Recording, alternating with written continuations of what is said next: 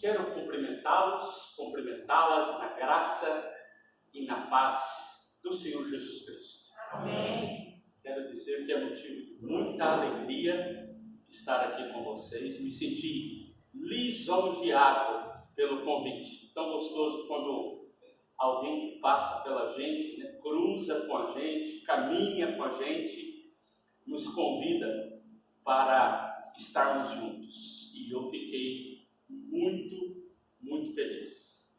Desejo que seja um tempo abençoador nas nossas vidas. Ajustando o foco ministerial. Desafios missionários em tempos pandêmicos e pós-pandêmicos. A gente vive uma coisa meio diferente do que a gente estava acostumado, né? Por isso, eu queria primeiro dizer da minha alegria, Eu sou pastor metodista, sirvo a igreja metodista há muitos anos. Por 25 anos eu fui pastor de tempo integral, titular. Passei por Rondonópolis, lá perto de Cuiabá, Marília, Piracicaba, Campinas, e agora estou em São Bernardo do Campo. E é muito bom servir ao Senhor no ministério pastoral. Tem seus desafios? Como tem. Mas é bom responder ao chamado do Senhor, nosso Deus. Foi lá na faculdade que eu conheci o pastor James, Tive a oportunidade de conhecê-lo na sala de aula, de criarmos amizade, de criarmos esse relacionamento, essa amizade, literalmente. E eu fui convidado então para falar com obreiros e obreiras. E aí, na minha leitura, que é uma leitura de fora, de outra instituição, de outra denominação, eu não entendo muito a organização interna. Por isso que eu entendo somos homens e mulheres, muito obrigado, homens e mulheres que se dispõem a servir ao Senhor em vários trabalhos e ministérios da igreja. Não temos privilégios um acima do outro, o que temos são responsabilidades maiores ou menores, diferentes, para servir ao Senhor. Por isso eu preparei algo especial para vocês, juntei uma coisa de lá, outra coisa de cá, para preparar especificamente para os irmãos e irmãs. Eu gostaria de começar dizendo o seguinte: eu uso óculos desde os 10 anos de idade. Quem usa óculos aqui? Levanta a mão. Gente, eu comecei com 0,50. Aí cheguei até 3 e lá vai pedrada. Acho que é 3,25. Aí eu fiz 40 anos. Aí cheguei lá, começou a diminuir. E eu descobri o seguinte: se o meu grau estiver abaixo ou estiver acima, eu enxergo as coisas embaçadas. Eu não tenho foco, eu não tenho a nitidez para enxergar as coisas. Por causa do tempo de Covid agora, eu não vou fazer uma dinâmica que eu gosto de fazer, que é pedir para trocar os óculos. Você vai ver que o óculos do outro não serve para você. É óculos, mas ele não está ajustado para você. É necessário ajustar lentes. E aí eu quero começar com um versículo bíblico que fala do olhar. A gente às vezes olha para alguma coisa, não consegue entender, mas alguém consegue olhar de um jeito diferente. Olha como Jesus começou uma conversa com os seus discípulos e discípulas. Falou assim: vocês costumam falar que agora não é hora de colheita, Prestem bem atenção. E aí ele usa as duas palavrinhas aqui: olhos e vede. Fala assim: dá uma olhada direito. Os campos já estão prontos. Eu inicio falando sobre esse olhar que é o olhar daquele que sabe que a hora de Deus é a melhor hora. Por isso Jesus disse, é agora. E aí quando a gente pergunta como é ser uma igreja antes da pandemia, durante a pandemia e depois da pandemia, eu quero então trazer para vocês o seguinte desafio. Que tal nós pensarmos na lente que colocamos para olhar para o mundo? E dependendo da lente que colocamos, o que acontece é que nós conseguimos enxergar as necessidades. Jesus disse, vocês não estão entendendo?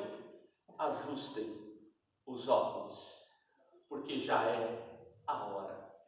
E essa questão do olhar, ela é muito interessante, né? Eu sei que o pastor James fez aquele curso de hebraico e de grego ou não? Então, é muito interessante quando a gente tem acesso a algumas questões a mais no estudo da Bíblia, como, por exemplo, a língua original. A gente descobre algumas curiosidades tremendamente interessantes. Por exemplo, você sabia que lá na língua dos esquimós, isso não é Bíblia não, tá? É outro conhecimento. Você sabe que eles têm 70 palavras para designar neve? 70 palavras para designar neve. Porque neve para eles é o cotidiano, é o dia a dia. Eles diferenciam muitos tipos de neves. Eu nunca vi a neve. Você já viu neve? Eu nunca vi neve. O único neves que eu vi na minha vida foi papel higiênico. Né? Não vi mais nada. Então para mim neve é neve. Agora quem vive no meio da neve sabe diferenciar tipos de neve, formas de neves. E a gente precisa de entender que na Bíblia também há algumas questões que, ao traduzir para a nossa língua, para o português, às vezes a gente não entende a complexidade. Dentre elas, eu quero partilhar um texto aqui que eu acho muito legal. Pedro e João, eu curti a página do Facebook da igreja. E ontem a bispa à noite estava fazendo uma live. Ela falou dos horários que o povo ia no templo, certo, bispa? O povo ia orar. Tinha umas horas certas. O Pedro e João ia nas horas certas na igreja. E disse que colocava um aleijado, um coxo ali, todos os dias. Eles já haviam cruzado com esse coxo, muitas e muitas vezes. Mas nesse dia específico, diz o texto bíblico, e aí eu fiz só esse recorte, que este coxo estava na porta esperando receber esmolas, e ele deu uma olhada e viu dois homens vindo lá, Pedro e João.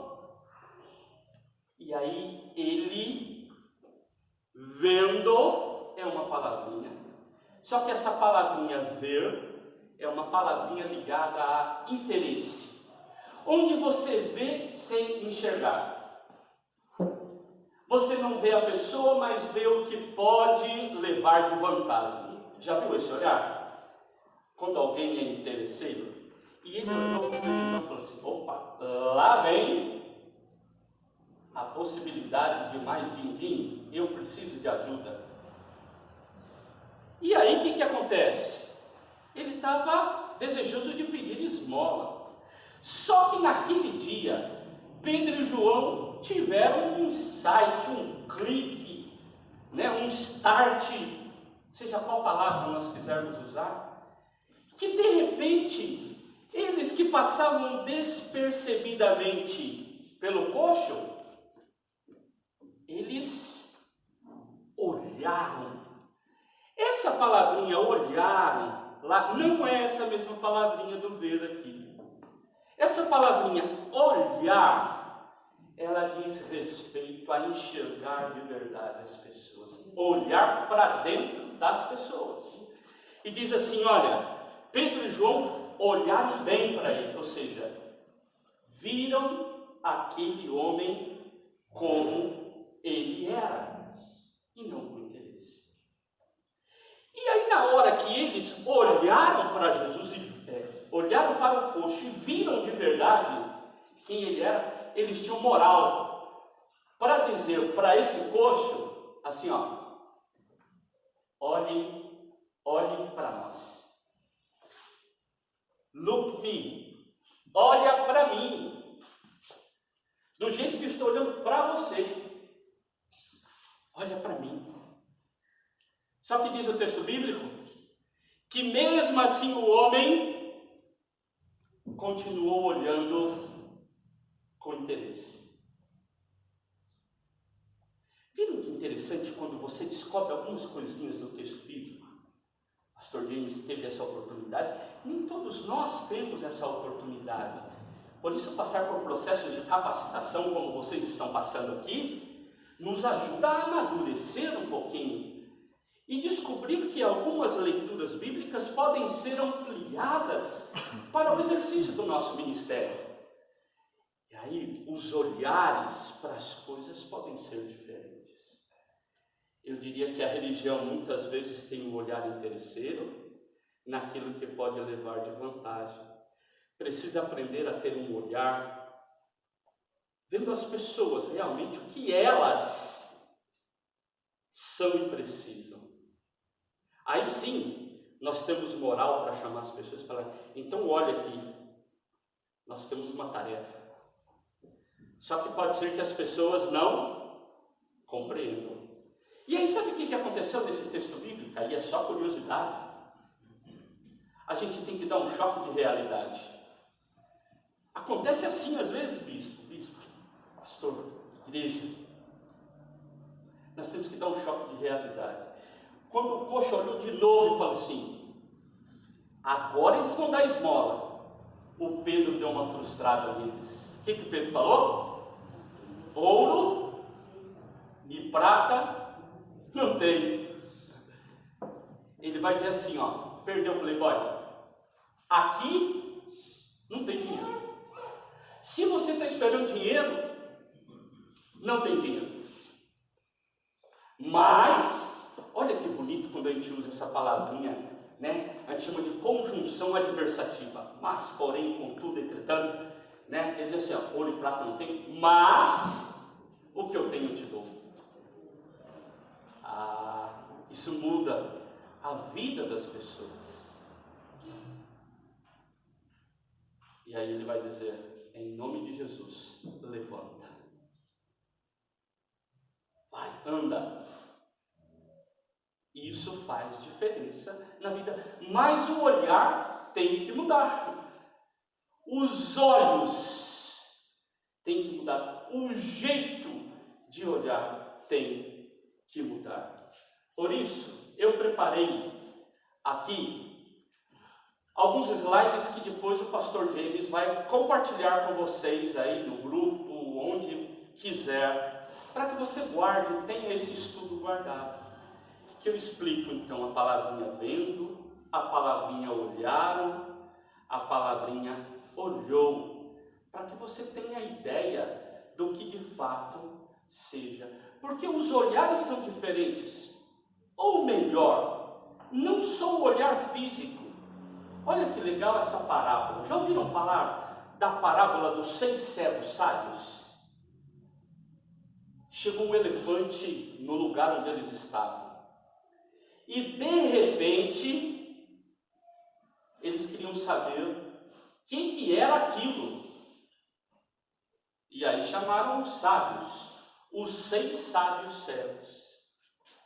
E aí um dos sábios foi tateando e segurou no rabo do elefante e falou, elefante é igual corda. Aqui, elefante é corda. O outro segurou na perna, do elefante e disse, falou, não, elefante é igual tronco de árvore. Eu tenho certeza, elefante é igual tronco de árvore. O outro subiu aqui em cima, viu que era grande, desceu, palpou falou, não, elefante é igual parede, é duro, é grande. Ah, elefante parece um abanador. Segurou na orelha do elefante, falou, não, certeza que é um abanador. O outro segurou ali no chifre e falou assim, não, isso aqui é pontudo, parece uma lança. É igualzinho uma arma, uma lança. O outro segurou na tromba, viu ela úmida, se move e falou, é uma cobra.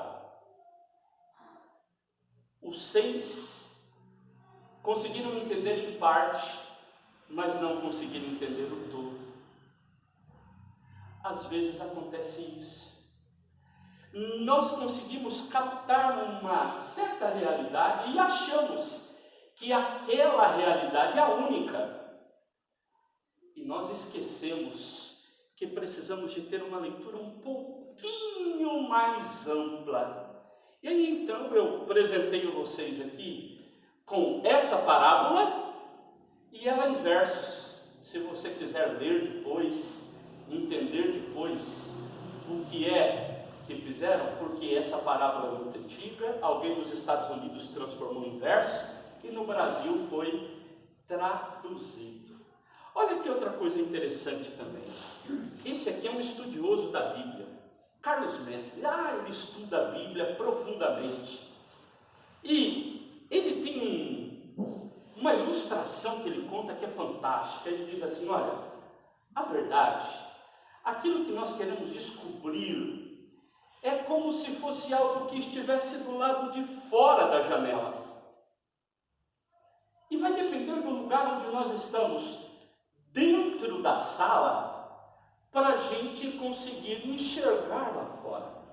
Se eu estou próximo da janela, eu enxergo de forma mais ampla, consigo ter uma leitura mais aberta. Se eu me afasto da janela, eu tenho uma visão encurtada, diminuída do que eu vejo.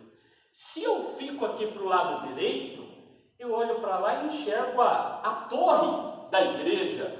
Se eu venho para cá, eu enxergo a praça da cidade. Depende do lugar onde estão os meus pés, para eu definir o que eu estou olhando, o que eu estou enxergando. É essa questão que, quem sabe, a gente precisa de pensar. E aí esse outro estudioso também, ele vai dizer assim, todo ponto de vista é a vista de um ponto. E a gente às vezes defende alguns pontos de vista que são muito nossos, como a única verdade. Mas a gente precisa de entender de que lugar nós estamos falando, tocando no rabo, na perna, na tromba, no chifre. Me ajudem a entender agora uma participação. Isso aqui é um número 6 ou um número 9?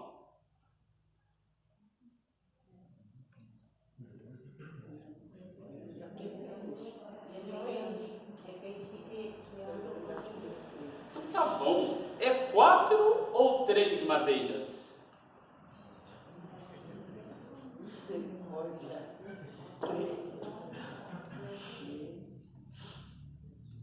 E se a gente olhasse assim?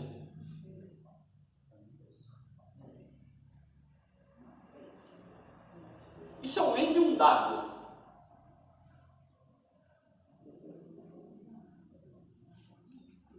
É um Q ou um B?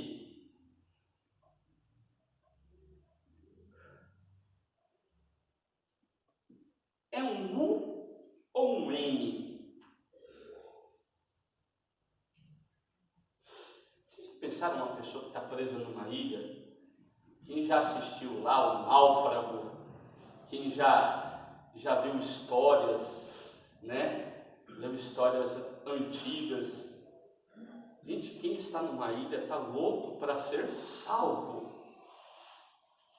Agora imagine alguém que está à deriva no mar. Está louco para achar terra. Agora imagina uma pessoa que vê uma embarcação chegando e uma pessoa que está à deriva. Um fala, barco! O outro fala, terra à vista. são olhares diferentes. Isso aqui é um desenho num papel. Mas como ele foi desenhado em perspectiva, não dá ideia de profundidade, não dá ideia que a gente está olhando, que a gente consegue enxergar a montanha lá na frente. Mas é um papel.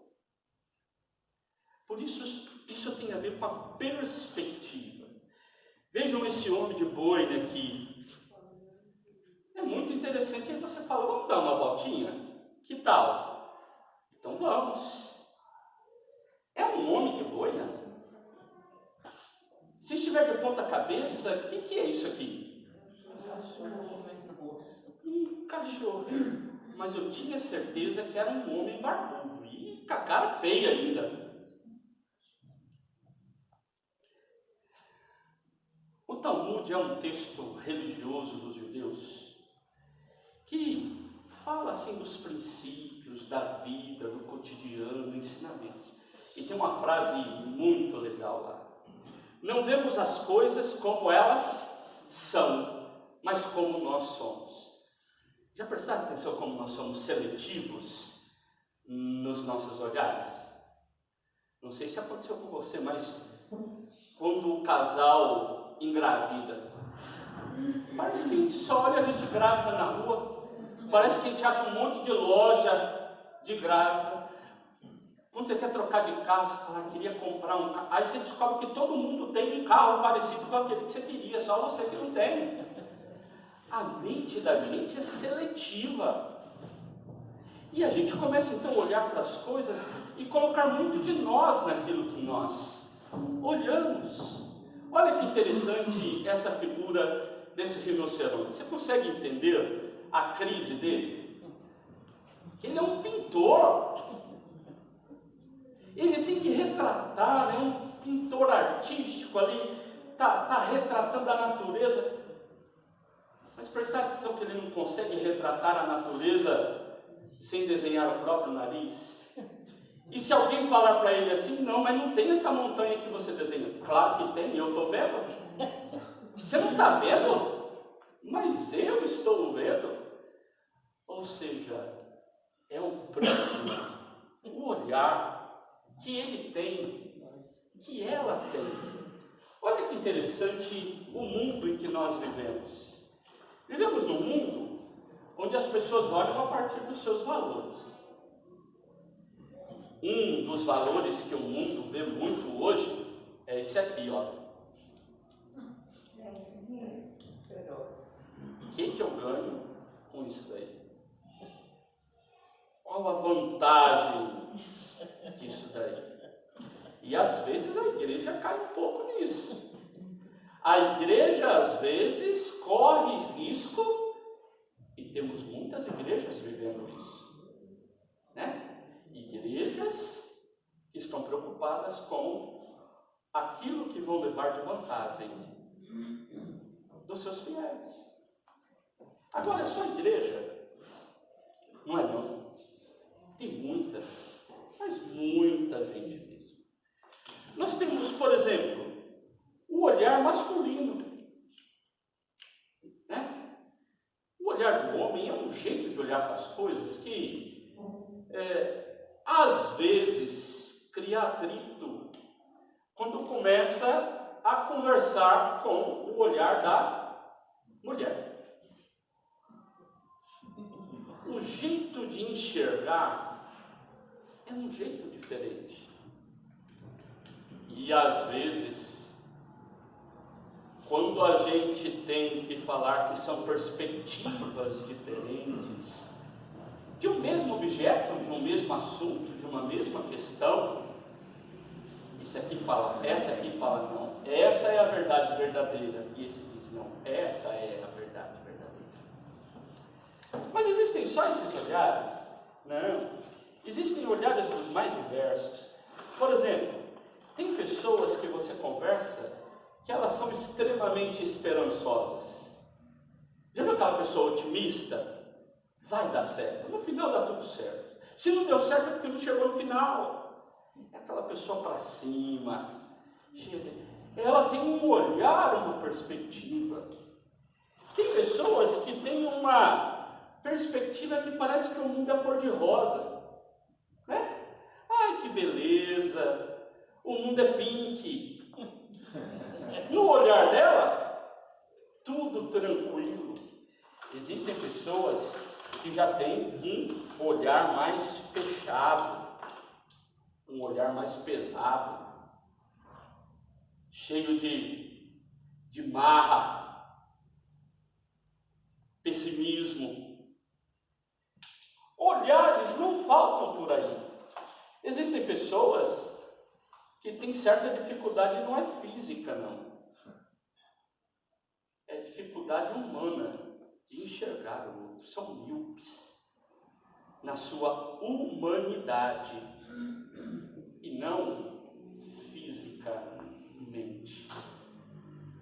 Quantos olhares, quantas possibilidades de olhares um parágrafo nós temos. Muitos e muitos tipos. E é nesse sentido que eu quero apresentar para vocês uma palavrinha complicada. Mas ó, eu sou assim, eu complico e descomplico. Ok? Eu falo uma coisa complicada, mas eu tento explicar. Que essa palavrinha ali, epistemológico, olha que palavra mais esquisita do mundo. Primeiro, não é palavrão, tá? Então a gente não precisa de achar que está xingando ninguém, né? Seu epistemológico. Não. Epistemológico são duas palavrinhas gregas. Episteme significa conhecimento. Logia, estudo. Logia a gente já está acostumado, né? Biologia. Agora, epistemologia é estudo sobre o conhecimento, ou o jeito de conhecer as coisas. Existem várias formas de conhecer. E graças a Deus por isso. Porque tem umas pessoas que resolvem estudar umas coisas que a gente não gostaria de estudar. Mas o estudo delas é importante. Por exemplo, o médico. Tem umas coisas que a gente não gosta. Eu, particularmente, não gosto muito de sangue. Eu não sei como que eu ficaria para trabalhar numa cirurgia. Mas que bom que ele estudou isso. E o jeito que ele olha para as coisas é muito importante. Então, existem áreas de pessoas que estudam, coisas que são estudadas e que podem nos auxiliar. E aí a gente precisa de pensar o seguinte, a gente vive muito uma expectativa que é a de, vamos dizer assim, desumanizar o ser humano. Mas vamos olhar para a gente como seres humanos? Nós somos o único ser na natureza que pensa. Único. Não há nenhum tipo de outro ser, seja vivo, não vivo, animado, não animado, que pensa. É só o ser humano. Eu vou contar um exemplo para vocês aqui, que um estudioso lá atrás contou para a gente. Ele contou o exemplo do gato e do pássaro. Ele fala assim, olha, tem a medicina, do mesmo jeito que tem a geografia, a história, a gente tem na área da filosofia uma área que nós chamamos de ética. O que é ética? A gente precisa de entender porque a gente tem uma leitura equivocada de ética. Ética é a inteligência para fazer a coisa certa na hora certa. Não é um assunto já determinado. Tem hora que uma coisa parece ser certa, mas ela é errada. E tem hora que parece ser errado, mas é o melhor a se fazer. Por isso a gente tem que pensar, refletir. Só que existem pessoas que têm uma leitura de que ética seja uma tabela de coisas certo ou errado a fazer. Isso é ético, isso não é ético. Não, isso não é ética, isso é lei, isso é doutrina, aquilo que a gente não discute. Existem coisas que não estão no campo da doutrina, não estão no campo da lei, estão no campo da decisão. E aí a gente precisa de pensar. Ética não é essa categorização, essa lista direitinho dizendo isso é assim, ponto com. Né? Se fosse isso daí, seria muito difícil, porque ética pressupõe tempo para pensar. Espera aí, eu preciso de ajudar aquela pessoa a lidar com isso. Como que eu vou fazer? Como que eu vou cuidar da crise daquela pessoa que me procurou? Como que eu vou tratar? Não tem coisa pronta, eu tenho que refletir e pensar. Se fosse isso aqui, ia ser escravidão, como se a gente fosse um robozinho programado. Nós não somos, somos seres humanos. Ética, ela propõe, predispõe liberdade. E é nesse sentido, então, que eu queria falar para vocês. Nós precisamos de avaliar as coisas que vamos fazer. Por isso não basta dizer, olha, nesse mundo pós-pandêmico, a igreja tem que fazer isso. Tem hora que a gente fala da igreja como se a gente não fosse a igreja. E tem hora que a gente critica a igreja como se os outros fossem a igreja. Ah, porque nessa igreja ninguém ama. Ah, não, essa igreja? Ixi! Como se a igreja fosse outra. A igreja somos nós. E a pergunta é, como que nós vivemos como igreja? Cada um no seu ministério. A gente precisa de escolher as coisas certas. Agora, para escolher, a gente precisa... Olha um trocadilho aqui que eu quero ajudar vocês. A gente precisa de mais ócio e menos negócio. Mas que é isso, pastor? Ócio, negócio, que palavra esquisita. Eu vou explicar para vocês. Eu estou falando de ócio aqui, enquanto uma palavrinha que vem do grego, que significa tempo para pensar, tempo para refletir, tempo para estudar. Isso aqui é do latim, desculpa. Do grego, a palavrinha escola, que a gente conhece, que é o quê? É um lugar que a gente para estudar. É o que nós estamos fazendo aqui. A gente parou outras atividades, não estamos aqui em celebração, não estamos em louvor, nós estamos aqui sentados, trabalhando a mente. Tempo para pensar, refletir. Agora, em latim é engraçado que nec, em português neg, é a negativa. Neciosium significa negócio. Claro que eu estou falando do sentido etimológico, ou seja, do sentido, do significado, do nascimento dessa palavra. Significa isso. Sem tempo livre para pensar. E sabe que a gente vive um mundo meio assim? O povo não tem tempo para pensar, não tem tempo para refletir. A gente está tão envolvido no negócio, a gente tem que acordar, trabalhar, fazer isso, que hora que a gente não tem tempo para parar, para pensar na vida. A vida passa e a gente fez um monte de coisa sem pensar. E aí eu quero então convidar vocês.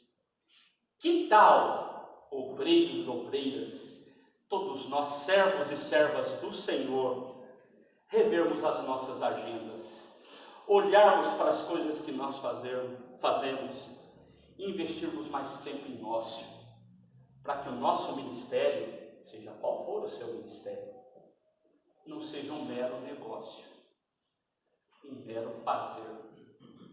A gente mais faz para Deus do que faz com Deus. E como é necessário parar. Stop! Chega! Agora é hora. Hora que eu quero, de verdade, pensar naquilo que Deus quer fazer através da minha vida. Por isso a pergunta é, de que pressuposto, lembra da palavrinha difícil? Epistemológico, ou seja, de que jeito de usar os óculos eu estou falando? Então vamos lá, episteme mais logia, epistemologia. E aí a gente tem que perguntar, de que lugar eu estou falando? De que lugar eu estou olhando? Imagine só um médico falando sobre os olhos e os lábios. A pessoa está com glaucoma, é necessário uma cirurgia e não sei o que. Linguagem do médico. Linguagem do poeta. Olhos de mel, olhos de rubi, lábios de mel. Você já pensou se invertesse?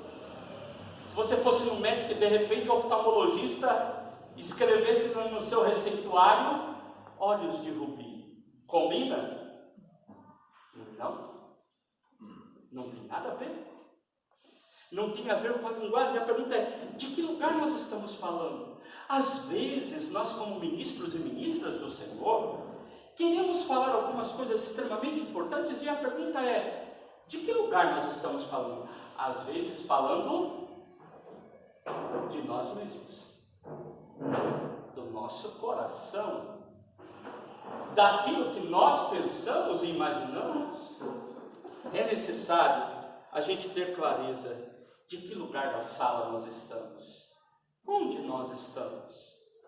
Olha, eu estou no lugar da sala que eu enxergo a janela lá fora e vejo isso porque eu estou no lugar em que a ciência fala o que é verdade. E aí eu vou seguir o que o médico diz. Se o médico falou que para passar a minha dor eu preciso de um remédio X, para que eu vou teimar? É ele que conhece, porque ele está num lugar que enxerga lá e ele sabe falar. Do mesmo jeito que quando eu vou falar sobre algo e olhar para a janela, eu tenho que me posicionar e saber, aqui eu estou falando a partir do que a Bíblia ensinou. Eu estou falando que a partir do que o desafio missionário me coloca como responsabilidade para fazer. De que lugar eu estou falando? E aí a gente pergunta, será que verdade sempre foi verdade dentro das igrejas?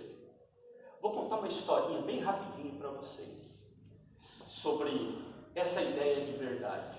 Durante a Idade Média, a gente chama de pré-moderna, né? História antiga, final da história antiga, depois Idade Média, a gente tinha uma ideia do que era a verdade teológica, ou a verdade de Deus, a verdade sagrada. E era mais ou menos o seguinte: o que é a verdade? Aquilo que o padre disse, aquilo que o Papa disse, aquilo que a encíclica papal disse, aquilo que os documentos da igreja dizem, isso é verdade e ninguém discute. Acredita no purgatório? Acredito. Por quê? O padre disse. Não há discussão. Nessa época aqui, era a ideia, a elite, os líderes, aqueles que eram os clérigos, eles é quem definiam a verdade. Ponto. Ninguém discute. Na Idade Moderna, quando começa ali, no século XVI, um monte de movimento, e no meio deles até a Reforma Protestante, o que nós temos é o quê? Nós temos uma busca por outras formas de compreensão da Bíblia Sagrada. E dentre elas, o fato de que nós precisamos de estudar a Bíblia com um pouco mais de profundidade. Então não é só a tradição e aquilo que o padre ou a liderança religiosa diz, mas aquilo que a Bíblia diz. E a pergunta, quais são as ferramentas que eu posso utilizar para estudar? Aí o pastor James teve acesso a alguns, irmãos e irmãs podem ter acesso a outros. Temos dicionários bíblicos, comentários bíblicos, Bíblia comentada. Quantas coisas nós temos para estudar a Bíblia, entender ela de uma forma um pouquinho mais aprofundada. Mas a gente vive hoje na pós-modernidade. Sabe qual é uma marca da pós-modernidade? A marca da pós-modernidade é que a sensação é o que define a verdade. Me fez bem. Eu estou feliz. E as pessoas então começam a procurar. Na hora que caiu, pulou. As pessoas começam a procurar uma religião ou uma verdade religiosa a partir das suas sensações. Elas vão na igreja e falam: nossa, aquele pregador é tão bom, me faz tão bem aquela pregadora. Nossa, aquele grupo de louvor. Não, aquela. Ou seja, o que ela sente, se traz felicidade, ela fala: isso é verdade, é isso que eu quero. E de repente, a gente vive hoje um tempo em que as pessoas procuram uma religião para a sua satisfação. Eu fico pensando nas pessoas lá de tempos atrás, né, que sabiam da responsabilidade de uma religião e abriam mão de muita coisa para seguir a religião. Olha para a gente hoje, né, cheio dos nossos mimimis. Nós não somos cheios de mimimi? Não gostei daquela palavra do pastor, não. Aquele professor da escola dominical. Você viu aquela pessoa, o que ela... A gente é cheio de não me toque, não me rele, porque eu fico magoado. Porque é a minha sensação de felicidade que diz se algo é certo ou errado. Será que a gente não precisa de repensar essa ideia da customização? Sabe o que é customizar? O que a gente fala quando um produto é customizado? Ele é personalizado, não é isso? A gente pega uma camisa que tem a fabricação de muitas camisas iguais, e aí eu faço algo nessa camisa que ela se torna a única, personalizada. Há uma customização da religião que é o quê? Eu acabo querendo uma religião que corresponda às minhas expectativas. E as pessoas estão atrás de religiões que respondam às suas expectativas pessoais.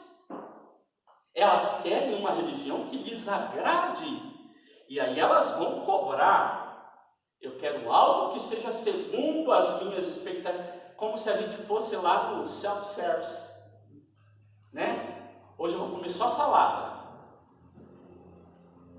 Ou como se a gente fosse lá no restaurante à la carte e pedisse no menu ali. Eu quero um pastor bem passado, eu quero um coral ao molho com pouco... Como se a gente tivesse essa possibilidade de buscar a customização. Então, temos muitos cristãos marcados por essa espiritualidade consumista. E é mais ou menos o seguinte: vocês que são líderes vão acabar ouvindo pessoas falando para vocês: essa igreja não deu nome outra, igreja não falta por aí. Religião não falta por aí. Porque lá na outra igreja é assim. Já ouviram isso? Porque eu vim da igreja, eu fui para a igreja, lá, essa ideia customizada, e às vezes sabe o que a gente se sente? Bispo, pastor, a gente se sente acuado por pessoas que querem que a gente produza o menu que elas desejam, e não aquilo que a gente tem sentido como ministração de Deus. E essa é a grande tentação que nós, como líderes, enfrentamos. Querer produzir uma igreja para o mercado, querer produzir uma igreja para as pessoas, produzir uma igreja para que as pessoas venham à igreja muito mais do que venham a Cristo, o nosso Senhor. E não é uma tarefa fácil. A abordagem que eu quero trazer para vocês aqui é o que nós chamamos de teológico pastoral. O que é isso? Tem várias formas da gente estudar a teologia, a Bíblia, mas uma delas é essa forma de um olhar pastoral. Um olhar para o mundo, para o fenômeno, para os acontecimentos, para as coisas, com os óculos da teologia, e tentar dar uma resposta teológica. Não é uma resposta a partir do senso comum. Tem muita gente pregando a partir de si mesmos, do senso comum, das suas ideias, das suas perspectivas, dizendo: essa é a palavra do Senhor. Precisamos de mais responsabilidade, porque essa palavra é santa e muito séria. E eu não posso utilizar as minhas perspectivas pessoais. Na área do estudo de teologia, a gente tem um monte de jeito de estudar. Depois vocês vão ler isso daqui. Mas o que eu quero trazer para vocês aqui, é que o meu desejo é que vocês tenham um coração pastoral. Não importa se você está no serviço como diácono, como presbítero, eu não sei quais são as divisões ministeriais, mas pastoral entendida muito mais do que a ação de alguém que foi consagrado. Acredito que algumas serão consagrados hoje, muito mais do que isso, mas uma ação da igreja. Por isso você não pastoreia sozinho, você pastoreia junto com a igreja. Você chama outras pessoas para ajudar a cuidar do mundo. Nós somos chamados a cuidar do mundo. Todo cristão é sacerdote. Essa é a máxima da reforma protestante. Todos nós servimos. E aí então eu escrevi isso aqui especialmente para vocês. Olha aqui, lá embaixo. Obreiros, obreiras também são chamados a pastorear na esfera organizacional da igreja, da denominação. Não sei que jeito. Muito obrigado, Pai.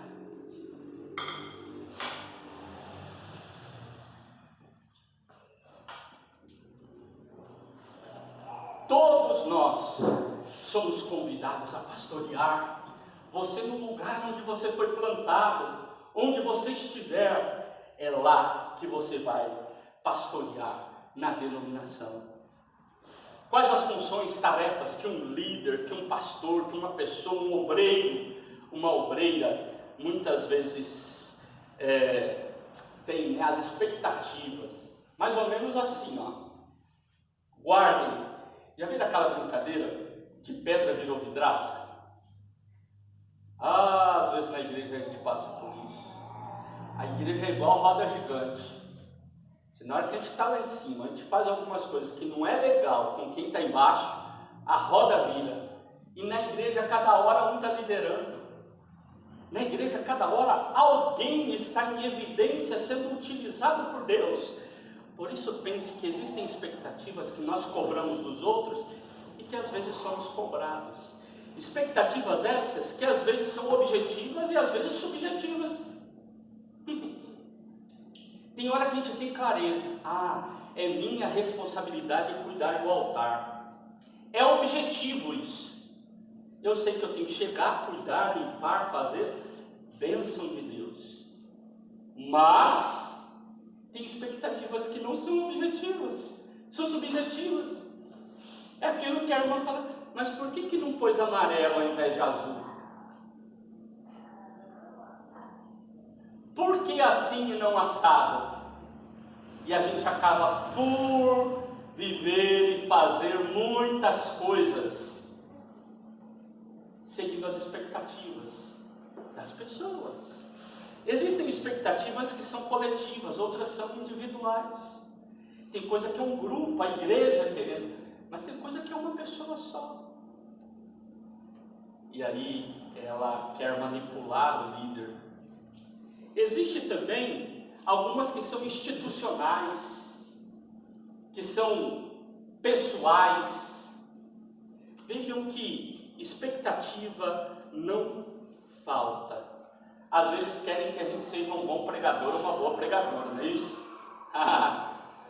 Como querem. E se a gente der uma vacilada, assim, nossa, não preparou direito.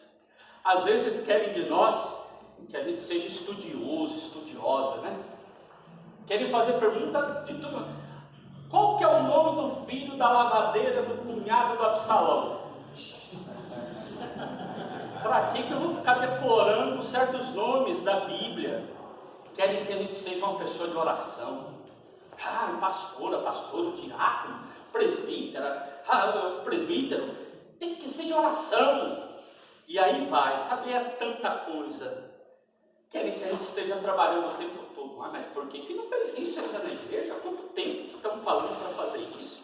Quer que a gente tenha todos os dons, né? Tem que tocar, cantar, tem que fazer as coisas das mais diversas, tem que ser comunicador, né? Qualquer lugar que der, ele comunica, ele fala, ele faz. Subiu no caixotinho, virou um grande pregador, uma grande pregadora. Esse tempo de Covid trouxe para nós um desafio. Nós tivemos que virar o quê? Pastores dos cyberespaço, da internet, pastores blogueirinhos e blogueirinhas, né? Ó, blogueirinhos e blogueirinhas. A gente tem que estar com o braço aberto para todo mundo. Tem dia que a gente está mal-humorado. Crente também tem mau humor. A gente não precisa de ser mal-educado, ok? Mal-educado não. Mas tem dia que você não está muito afim de ficar assim, todo, a te dar aquela engolida. Mas a expectativa é que a gente sempre está de boa, né? Sem problema nenhum. A gente tem que estar na estica, arrumadinho. Se tiver mulambento, vão criticar a gente. Quer que a gente tenha um olhar, né, que enxergue todo mundo. E a gente tem que ter ideia para tudo, né? Bispa, o que a senhora pensa sobre isso? O que nós vamos... Como se tivesse sabe tudo. Bispo, como que nós vamos... Bispo aperta e diz, tem... Não temos essa capacidade toda. A gente tem que gastar tempo para pensar. A gente tem que gastar tempo. Olha, tem hora que não é fácil isso não, gente. Às vezes pensa que a gente é super-herói. Às vezes pensa que a gente está acima da humanidade, acima das pessoas. Querem um super pastor, um super diácono, uma super diaconisa, super obreiro, super obreira. Querem tudo isso. De verdade, sabe o que eles querem? Que um santo. Não são, não. Não damos conta disso. E aí a gente precisa, sabe do quê? De entender que além daquelas expectativas que eu falei, tem muitas outras. É a expectativa da comunidade, da pessoa, dos companheiros, da família, da instituição, da sociedade, cada lugar que você vai. E ele fala assim, mas você não é daquela igreja? Ó, vamos confessar aqui. Eu vou na igreja desde os 9 anos. Quando eu cheguei na adolescência, eu sou da época que tinha bailinho na escola. Tem gente aqui que é também. E aí, sabe o que acontece? Crente mudança. E aí, só que na escola, lá com uns 13 anos, 14, 15 anos, os colegas falavam assim, ninguém vai saber não, vovó. Vamos dançar. E aí, ó, era acabar de dançar, aqueles miseráveis falavam, o quê? Você não é crente? Não é mais ou menos assim que acontece na vida da gente, as pessoas ficam doidas. E são os parentes da gente, os familiares, pessoa de perto, que chega e dá aquela beliscada assim, você não é crente? Né? E a gente precisa pensar quem eu sou, quem eu estou na minha caminhada, no meu dia a dia. Eu preciso de ter clareza. Tem hora que eu estou como pastor, mas tem hora que eu estou como pai.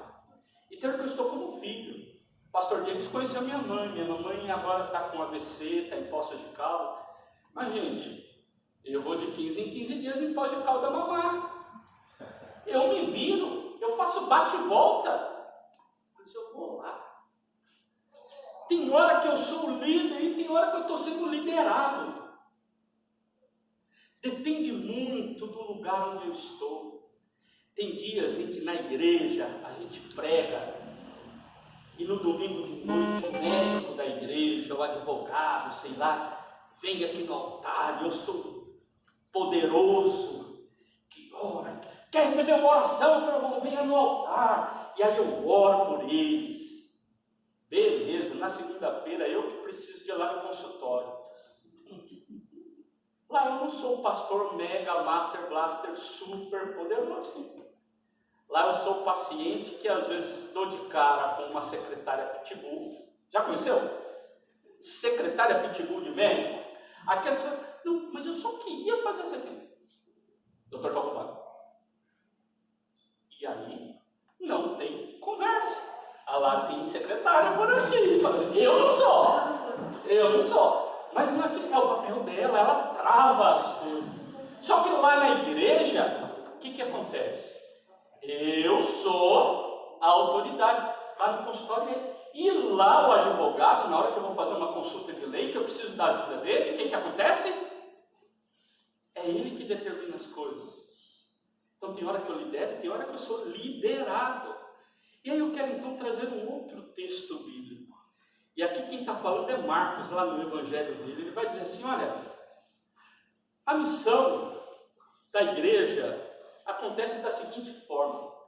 O próprio Jesus esperou o João ser preso para ele começar a pregar o evangelho de Deus.